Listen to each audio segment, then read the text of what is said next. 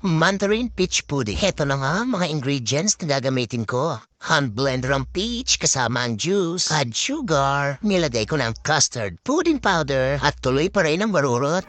1 liter na fresh milk, isinaling ko na sa cooking pot. Sabay salin ng 1 litrong fresh milk ulit. Add vanilla syrup. Alam mo magpaliwanag, ikaw hindi ko maintindihan eh. Nilagyan ko ng sapin ng hot plate para hindi masunog ang ilalim. Halo-halo hanggang sa tuluyang lumapot at ayun, okay na. Ilagay ko na ngayon ang mandarin segments. Haluin lang ang tuloy-tuloy hanggang sa tuluyan ng mapino. Mukhang nakachamba ka.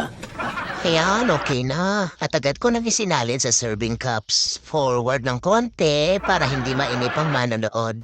Galing ha? Pinalamig ko at pagkatapos nilagyan ko na ng strawberry sauce sa ibabaw at isang orange wedge. Ayun, tapos na. Mukhang tsambang walang sablay na naman ito. Hanggang sa muli.